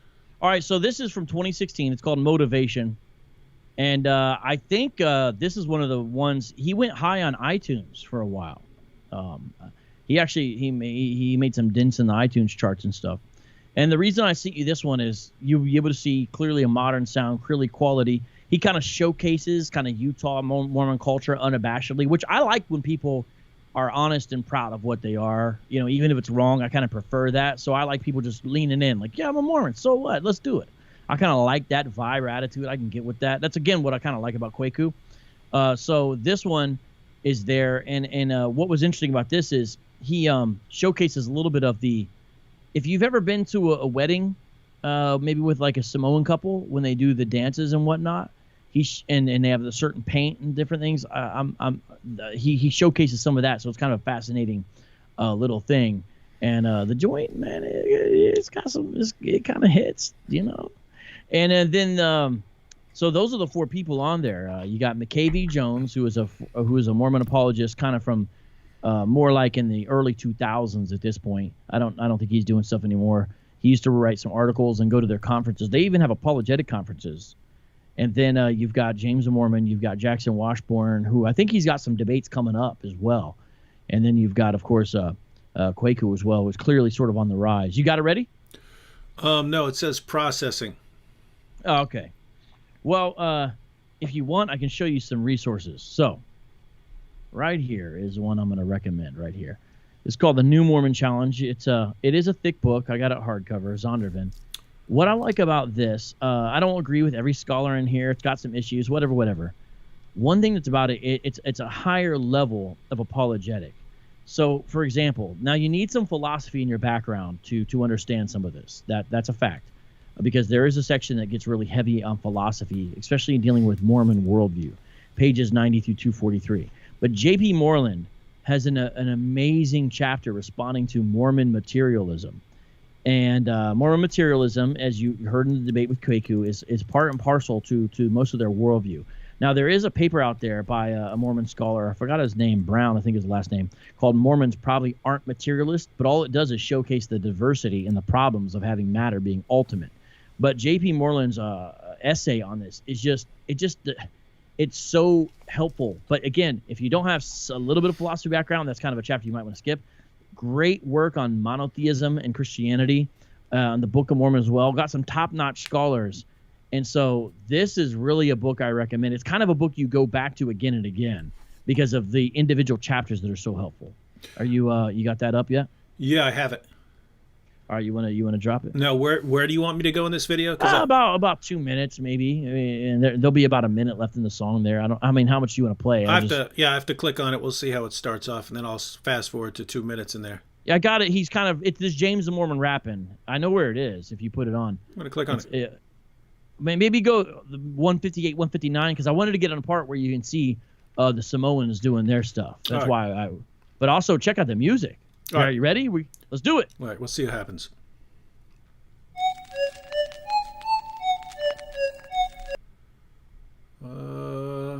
That is it. This whole thing's Mormon? This is Joseph the Mormon rapper. That's the whitest dude I've ever seen in my life. Baby, tell me what you're thinking, I'ma give it motivation. Yeah, it's motivation. No, I bring the fire like a source. Anytime I listen to you, I be thinking garbage. Everybody with me from the Beta with a Harlem. I know that you're starving like Matt Damon the Martian. And I don't need appreciation. I'ma take the game, then I'ma rearrange it. Anybody hating, I don't feel you like a payment. Baby, tell me what you thinking, I'ma give it motivation. Baby, tell me what you thinking, I'ma give it motivation. Yeah, it's motivation. That's the end of the song. I just played a little clip. Yeah, that was that joint's hot. No, that was way better than the one I came up with. That's what I'm saying. Yep. That song is hot, man. Yep. That ain't no joke. He's got a whole catalog of dope stuff like that. Why are people saying it's terrible? And you guys must not be hip hop fans. The people complaining, I bet you just don't like hip hop fans. Every hip hop fan, don't comment if you're not a hip hop fan. Yeah, see, I do not like rap. Well, then I would block. That wasn't mumble rap. He's not a mumble rapper. Music is of the devil. You guys are irritating me, man. See, you know what? This is the problem. I only like Gucci Gang. That's not Gucci Gang. They look, man. I can't read these comments anymore, David. I don't know these people, man. All right. All right. I got other stuff. Yeah, you want to get back to Mormonism? Well, yeah, I'm just more recommending or telling you about some books. So no, and by the way, all of that, even though people are like, why are you guys talking about rap? Why are you talking about this? Why are you talking about that? Vocab was making an extended point, which he condensed to Mormons do a lot with a little. And he's explaining how they're putting out movies and music and everything else, and doing and because we started off it earlier, we were talking about Studio C, and these you got to really clean comedy is super rare today. And so to see someone build a massive channel out of it and do it extremely well, and have, I would say, a couple of the best videos in YouTube history. The Scott Sterling stuff, those, if I were to make, I'm not saying like top 5 or something like that, but if I were to make a top 100 list, these guys got a couple videos. And I'd probably put the 2 Scott Sterlings in my top 20 list. So the point is, hey, as Vocab say, hey, don't be sleeping on the Mormons here. Yes, like seriously, just we gotta. It's kind of simple, you know. Kind of we gotta stop this. Let me just show you a few. What? Frugal Finch said, "If it ain't Gucci Gang, then it don't schwang." All right, so here's an interesting book right here called "Claiming Christ," and the reason when this is interesting, it's a Mormon and evangelical in debate. Now, I don't always appreciate the way some of the scholars interact with the BYU scholars. Sometimes it's not very representative of reality on the ground, and so you got to kind of keep that in mind and just kind of understand that. However, this is still a fascinating back and forth, and that's some fascinating stuff. I actually got this, and I want to thank. This is something that the supporters did help me get in preparation for the debate, because there's some interesting stuff in here about their stance on creeds and stuff like that. And that's sort of a newer resource. And in relationship to that, I actually picked up a Mormon book by Mormon scholars. It's called Prelude to the Restoration. If you go into Deseret Books, they have an academic section. Yes, they have a section filled with figurines of Lamanites and Nephites and Mormon missionary action figures. And I'm not joking, by the way. Yes, they have that stuff. But they also have biblical works and theology and philosophy and music you can buy and everything. I'm fascinated whenever I go to a Deseret bookstore. I'm just always fascinated. And here's this. Here's a Mormon scholar, and he had a whole chapter on the creeds, because Mormons have been very anti-creedal historically. And this is just this is a very interesting book, because it's actually chapter 14. All their creeds were an abomination. A brief look at creeds as part of the apostasy. John Welch. And you know, a lot of these books, if you don't have proper training, they do have spin in them, so they can be deceptive to a reader who is not doesn't have some of the training to discern. And I'm not, and I do want to make that known. But this is higher level stuff than I think a lot of people are ready or used to. There's a ton of high level BYU papers online that you can grab as well. I mean, check this out. I guarantee most people don't know this exists. And this is another thing. I got to give a shout out to Liza J for making this happen. Okay, so shout out. The Oxford Handbook of Mormonism. This is printed on Oxford University Press. Okay, look, this is a nice, important 600-page book. Terrell Givens is the guy who's the main editor here, along with Philip Barlow. Terrell Givens is sort of the Mormon egghead of eggheads. The intellectual class love him. He has all the stuff published on Oxford. Again, how many people know BYU scholars are publishing on Oxford? Well, they are. One of the main books I listened to is called Wrestling the Angel in preparation for the debate. Fascinating, long, in-depth book. Yes, it has spin, but he's a scholar, and so he's honest enough a number of points that I actually found a number of helpful quotes from listening to this book by a Mormon scholar, because he's doing legitimate work as well. It's not just spin. He's doing valuable, contributive, scholastic work. The Neil Maxwell Senior Fellow at Brigham Young University, and the other guy is as well. So, like, this stuff exists. You know, then they have more lay-level stuff. Here's a Deseret book, 100 Most Important Events in Church History, and this is all just only about Mormon church history. That's the way they describe it. And so I'm just showing you a few things just to let you know there is a vast network of stuff out there now. It's just not like it was. And a lot of times if you deal with LDS apologists, you've also got to be prepared to have some facility with Heiser stuff, because since the LDS folks believe in a multiplicity of gods, they misappropriate the divine council teaching and things like that Heiser promotes, such as in the Unseen Realm. They misappropriate it and try to utilize it, especially focusing on Psalm 82. And you gotta kind of have some answers and responses, because they will use this and catch you blindsided. Now, Heiser has written basically disparaging their use of his work, but you got to find this stuff to know what he says and know what's going on and why his interpretation of Psalm 82, whether you agree with it or not, you still need to understand, is not at all proper to utilize in a Mormon apologetic. And so that's important. But this is a lot more sophisticated stuff. They deny creation out of nothing. To be able to defend that, You need to have this. This is actually my favorite William Lane Craig book, co-edited with Paul Copan, who beat me in foosball once. Creation Out of Nothing. This is a great book. Totally slept on book. And there's other ones here I have, but I'm just trying to show, some of the differences in what's going on now. I know Vocab is a closet Mormon. Mm-hmm. Why haven't you guys done much in pointing out the reasons Mormonism is false in this live stream? Yeah, what's wrong with you? Sometimes I like to take a contrarian approach, and the more I see people just hating on Mormons or making jokes, it makes me want to like go the other way and kind of defend stuff so people understand. So that I have sort of an educational goal as well. And I told David before, I was like, it's not just going to be a breakdown of all the issues with Mormonism. We could go deep. There is a lot we could do. I did some of that in the debate last night. But I also want to give people kind of a lay of the land so they understand things a little bit better as well, instead of just also, or you are actually a closet Mormon. You were drawn to them with their awesome hip hop skills, and now you're trying to be slick on my live stream by convincing everyone to go over there for the awesome music and movies and wives. I am, just so you know, David, I'm overstating my case a little bit. A lot of the Mormon rap is pretty bad.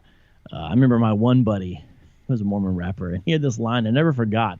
I couldn't decide if I liked it or if it was corny, but he says this. He says, "The only time I cuss is when I focus." I thought that was the funniest thing. And it was such a Mormon thing to say. Yeah. That was like such a Mormon thing to say. The only time I cuss is when I focus.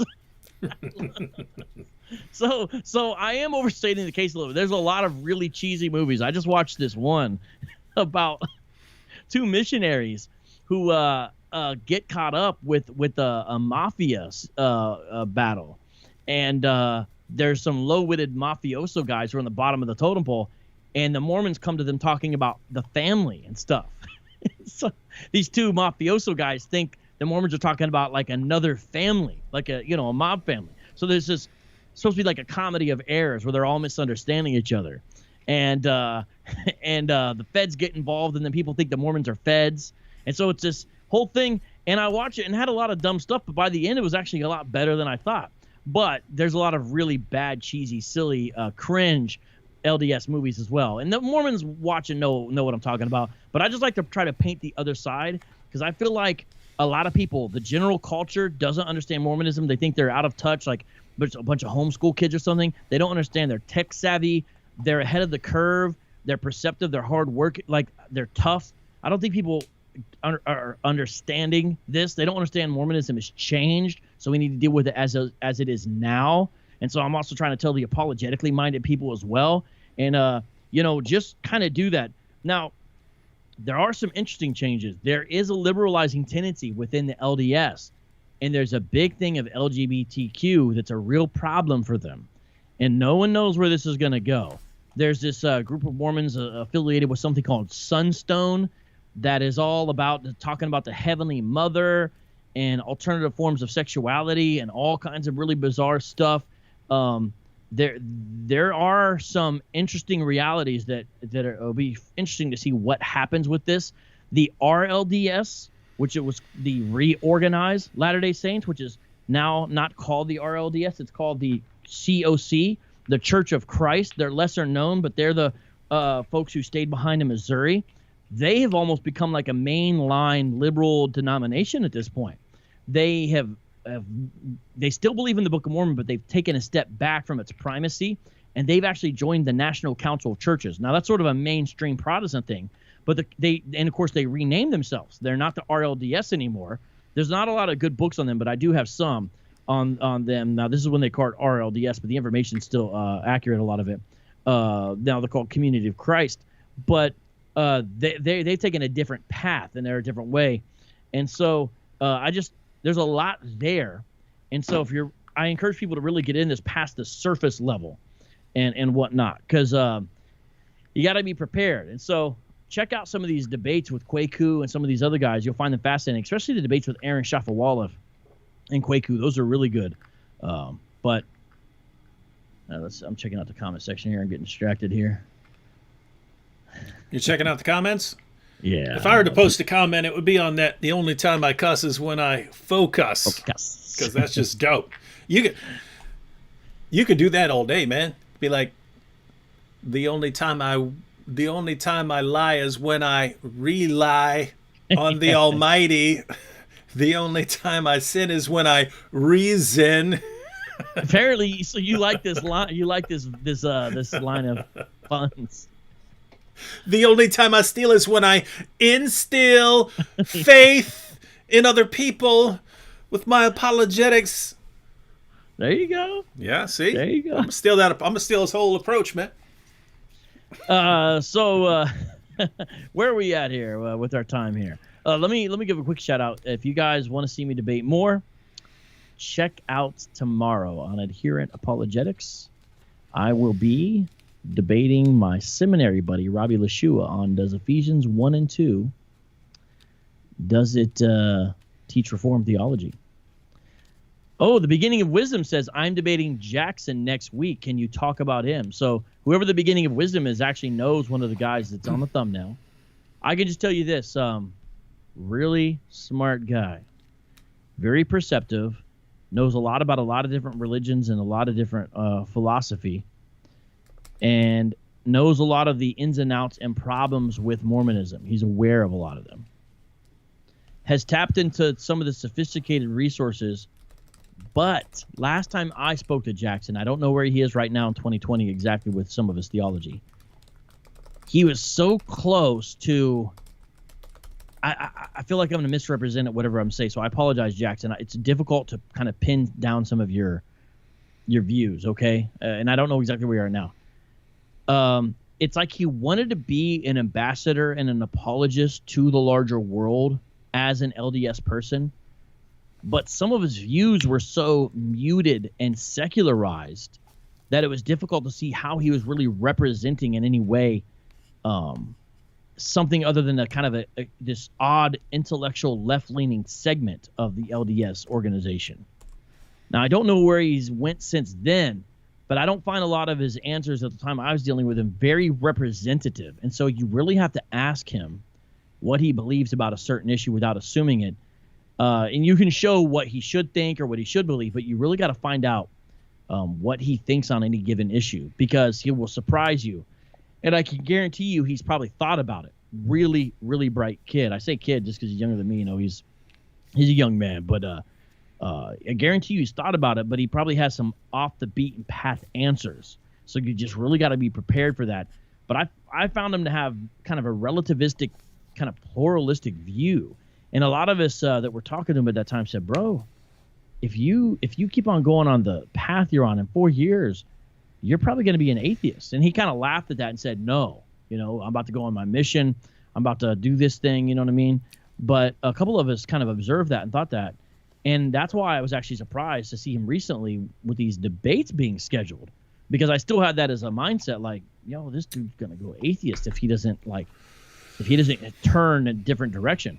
So I don't know exactly where he is now, but I can tell you, all I can say is do not underestimate him, but also don't box him in. And you're probably going to have a little bit of frustration trying to find out exactly where he's at with things, because it takes kind of a slow process of probing. So that'd be tricky in a debate.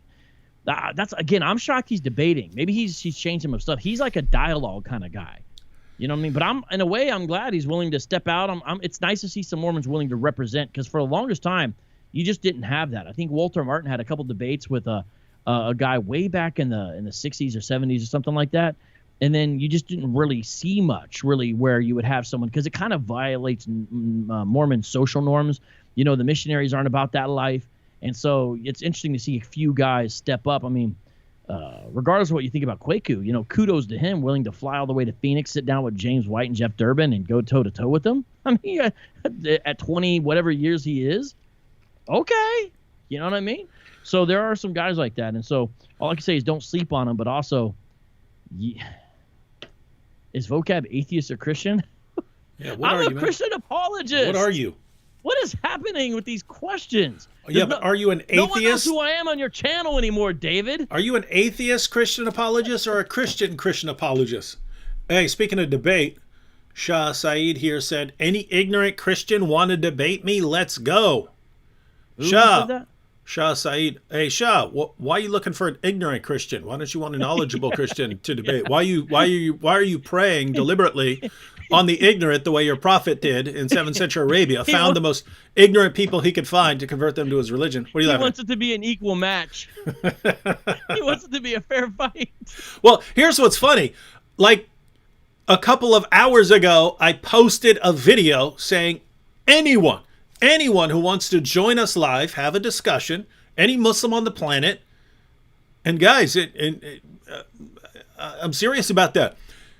If Ali Dawa and Muhammad Hijab and Farid Leaks and Sheikh Yasser Qadi and Shabir Ali all want to join us, and Zakir Naik all want to join us at the same time, I'll set it up. We'll set it up. That's how confident we are that the Quran affirms the inspiration and the preservation and the authority of the Jewish and Christian scriptures. So we're happy. And anyone who wants to join us. So notice, we announce, hey, anyone who wants to join us, starting Monday, we're going to do an entire week of live streams. Anyone can join us. And what's the response? Let me go in the chat section and try to pick an argument with an ignorant Christian. Wow.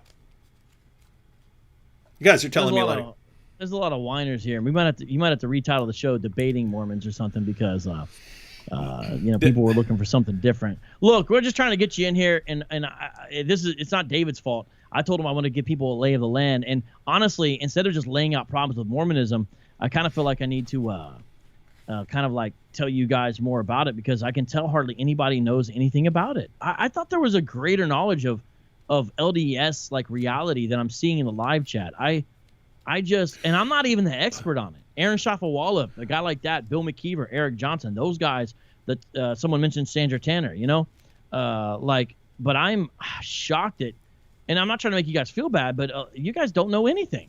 Like, it seems like no one in the live chat knows anything about Mormons at all. Yeah, but you can't be attacking them for that because I don't either. So yeah, but you're not saying dumb stuff like they are. Oh, anyways. That's true. I do say some dumb stuff though. Look, problems with Mormonism. We do a quick version. They have a false alternative authority.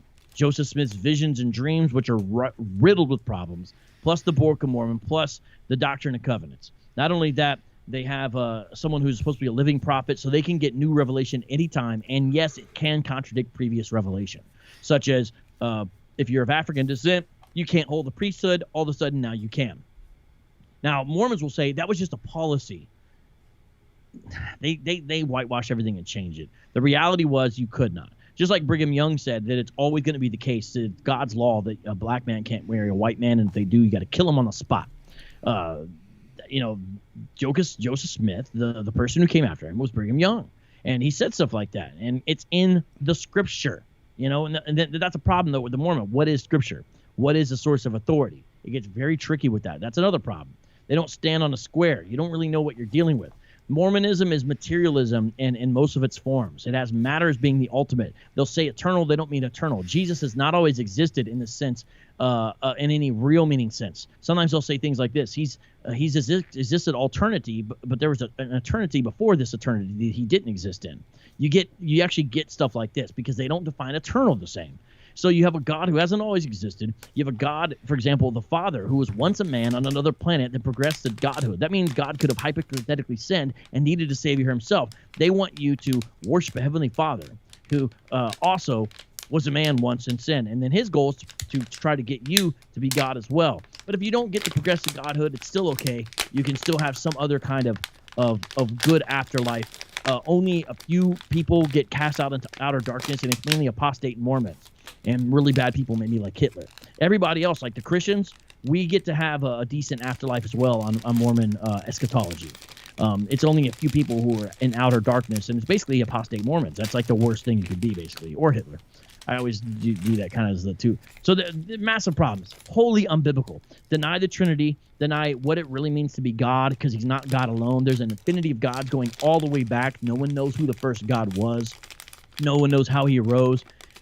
You've got a problem of Joseph Smith making bad claims all the time. Not just the fact that Jesus supposedly said this stuff, but he claimed to have translation ability, and then he came to translate out of language that doesn't exist, and then he ripped off whole sections from Isaiah. So what's he translating there? And he did it with magic stones and a magic hat, a seer stone, and a hat that he looked through. He claimed to have golden plates. How about these golden plates, though? What?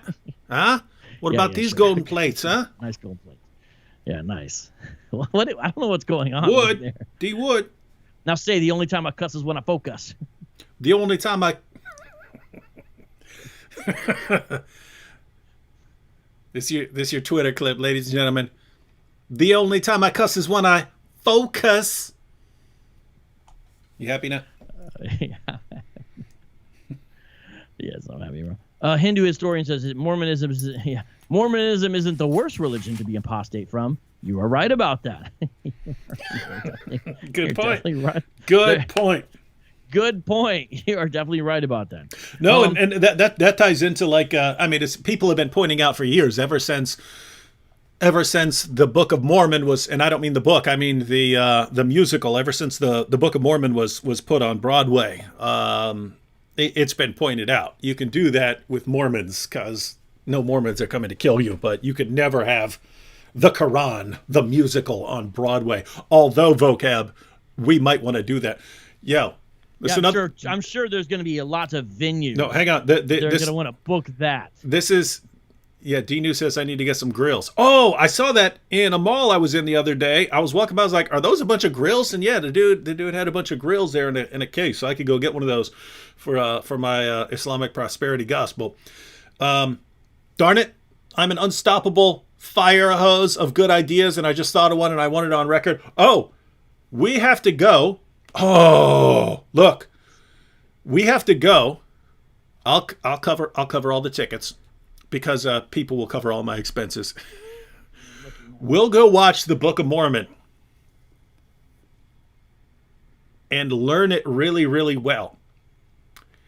And then we'll make a parody version where it's about Muhammad and the Quran.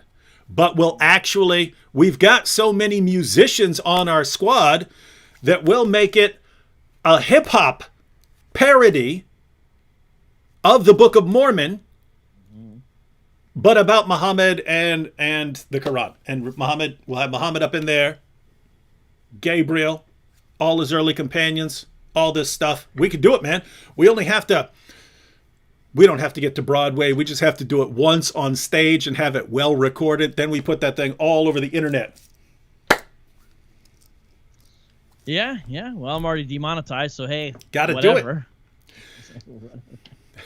Whatever, right? If you gotta go with a smile. You know what I mean? If you gotta go with a smile. And back to problems with Mormonism. The first visions have multiple problems.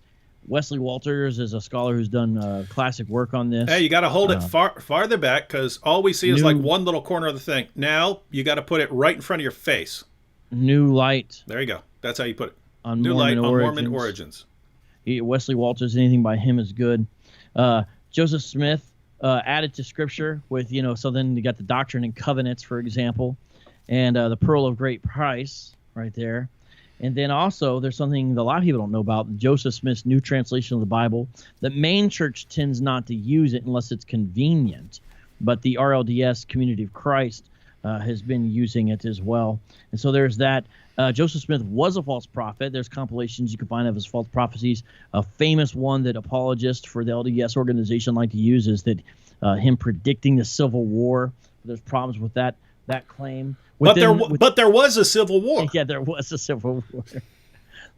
Yeah, you're right. There was a civil war. Within the Pearl of Great Price, there's something called the Book of Abraham. And Mormons, what Joseph Smith said at the time, nobody knew how to translate hieroglyph, the Egyptian. And so at that time, he says he translated this thing from this document that he had bought from a guy in Kirtland, Ohio. But this became the Book of Abraham, which is this polytheistic document. But then we found, it's a long story, but found what he translated from. And guess what it turned out to be? Part of the Egyptian Book of the Dead.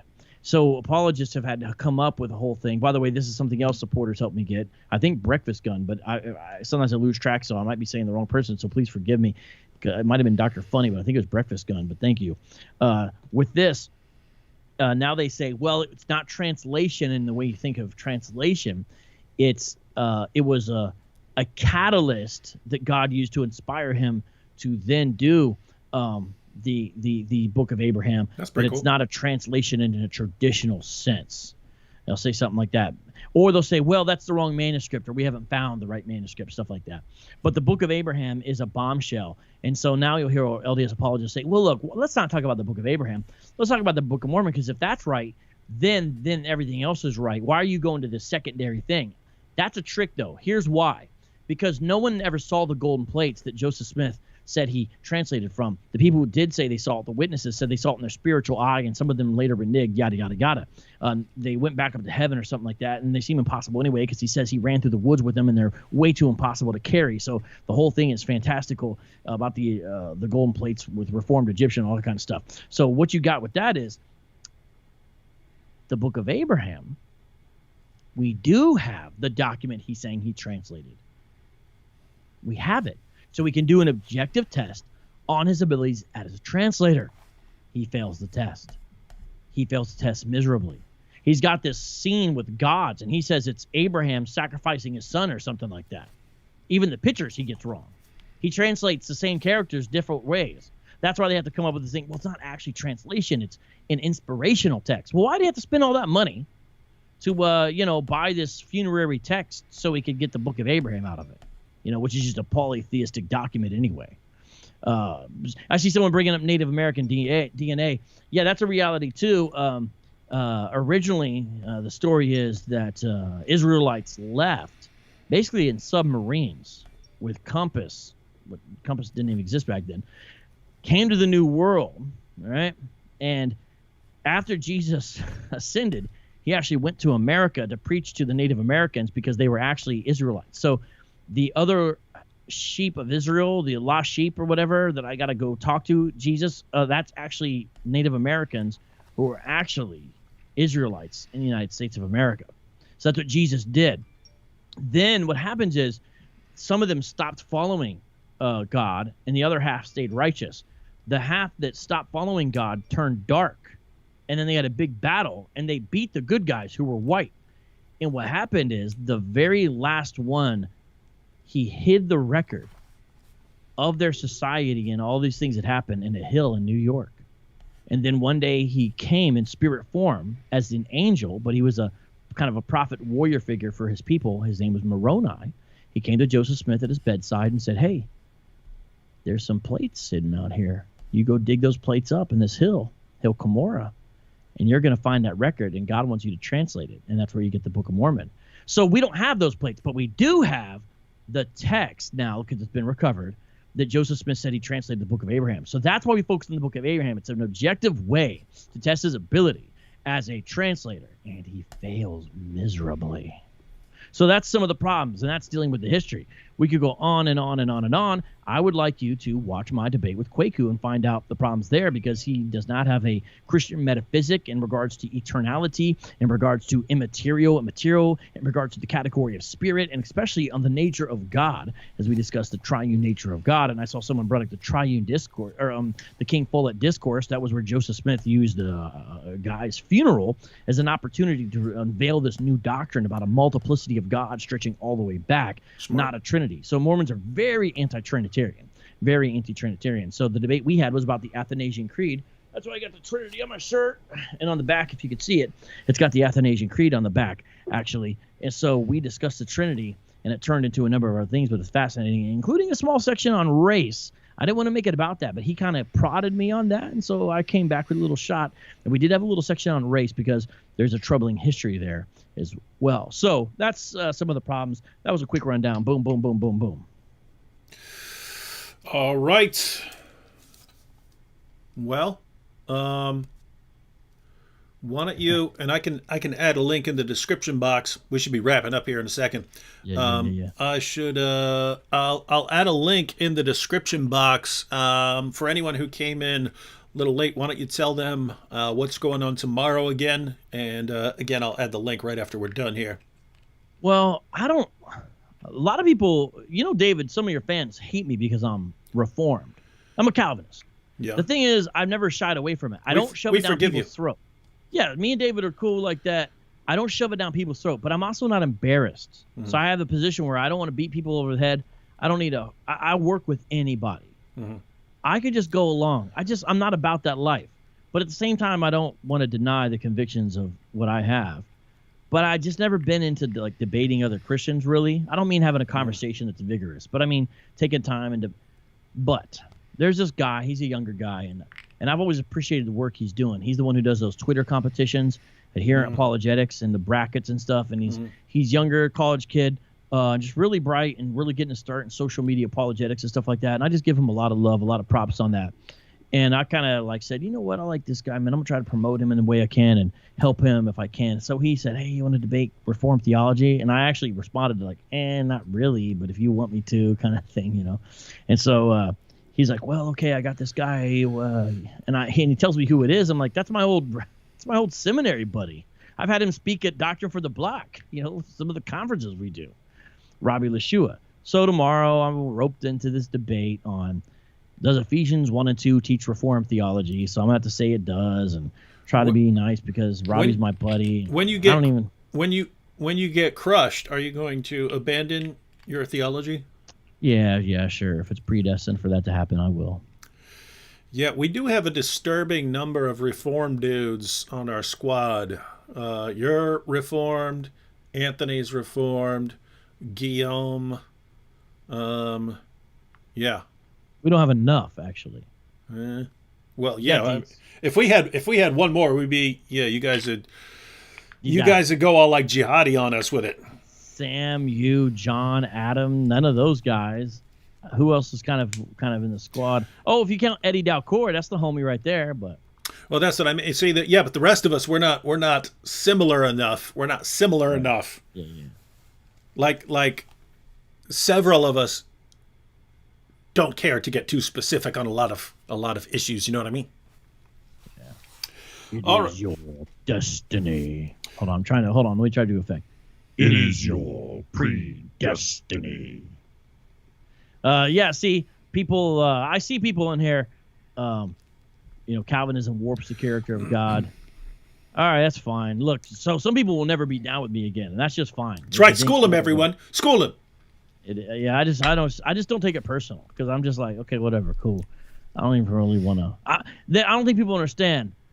I'm not just like Reformed or a Calvinist. I'm also kind of a Calvinist in my attitude. I'm like, okay, well, if that happens, it happens. Okay, you know what I mean? So like, there's like, I can't be uptight about something because I'm like, oh, okay, well, that's that happened. It's like the old joke. You ever hear the one about the Calvinist who falls down the stairs? He gets up, dusts himself off, look back, and says, I'm glad I got that over with. Yep. I'm kind of like that. Here's a quick comment here. G. Ray Brown says, Shah Saeed, who is the we in the Quran that stated they would cut Muhammad's aorta if he is a false prophet? So G. Ray Brown is referring to the fact that Allah often refers to himself as we this, we that, we this, we that. And guys, I just wanted to point out here, this is totally different note we're ending on here. But think about that, because it's actually a hilarious point to bring up. Muslims do have an answer. They say that this is the royal we, the plural of majesty, that Allah, in order to show how majestic and glorious he is, he speaks about himself in the plural. And then Muslims say that, and they think they've solved the problem. But notice the problem. Because notice you can point out this issue to Muslims, and then they have their canned response that they're going to give. But then you can draw their attention to a deeper issue, which is this. In Islam, they emphasize this total oneness of Allah, and they think that this is the greatest thing in the world. This being this essentially one. They think this is the greatest thing in the world. But Allah, over and over again, refers to himself as we. And our Muslim friends say that this is the plural of majesty to show how majestic he is. Well, what's assumed in that response? What's assumed in that response, what's presupposed, is that it's more glorious and more majestic to be plural. And so even though Allah isn't plural, he refers to himself in the plural because that would be more majestic. Well, notice what you've got there if you put these things together. Well, the greatest thing you could possibly be is this essential oneness, and yet the most majestic thing you could be is plural. Well, guess what, Muslims? According to you, that's not your God. That is our God, though. So the greatest being there could be would be a God who is one in one way and more than one in a different way. Not according to us, according to Islam. That would be the greatest possible being. And that's not your God, Muslims. That's our God. All right. You ready to wrap it up, Vocab? Somebody said I was bankrolled by European Calvinists. And I said, I wish. Yeah, you were. They're too prim and proper. They've totally disowned me. They're slinging that cash at you. They've totally disowned me. That's the thing, I like the fighting Calvinists, but not who just want to fight other Christians. I like the fighting Calvinists who want to fight bad doctrine and error. I just can't stand the Reformed impulse to sit around and argue with Christians all day. And I can't stand, the impulse to just have all these prim and proper categories and you can't bust out. I get tired of it. I'm not about that either. I'll bankroll you. I'll bankroll you, Vocab. Well, so I'm not bankrolled by a European Calvinist. I'm bankrolled by a Jesuit. You went to Fordham, a Jesuit school. It's still funny how many people David, let me slam the Jesuits. I'll prove you wrong. Not a Jesuit. I went to a Jesuit school. That clip's gonna go viral right there, man. The money talking about being a Jesuit. All right, man. All right, everyone. Go ahead. Just the reality is, folks, a lot of the stuff we do, especially in apologetics where you serve the underserved, we want more people to care, and you guys are here so you care. But honestly, there's a lot of Christians and a lot of people in the world, and a lot of people don't care. The stuff we talk about and know is important. It's a lot of people just don't care. And so this idea that everyone's watching Hebrew Israelites and Mormons and even Islam, it's got more attention, and that's good. More people do understand and care. But even that, man, the church still be sleeping. And so really, man, it's a labor of love. I'm not trying to sound like we're all righteous and stuff, but you got to really love and care about what you're doing and the people, because you're not going to get much support from a lot of Christians. Just frankly, this is my, and that when you come against bad doctrine, they're going to think you hate them, so they're going to attack you back, even if that's not your goal. And you just know you're kind of going to be in. And then a lot of the other apologists and theologians, since everyone has their little ideas, they're going to want to fight with you about anything they don't agree with. And you just realize this is not an easy road if you're really going to do apologetics and go after it. So, this idea of people bankrolling and all, it's so far from reality about what it really is you got to do. David, because you've been putting in work for a while, but I'm just saying people are funny. Yep. All right, ladies and gentlemen. Well, so you can catch that. I'll put the link where Vocab's going to be tomorrow. I should have unless a meteor hits me or something like that, I should have a video up tomorrow and then one on Sunday. And then Monday we're going to get into our series. And again, ladies and gentlemen, all 1.6 billion Muslims in the world are welcome to join us and defend what their book says about the Bible. Let's see if they can do it. Catch y'all next time. Peace.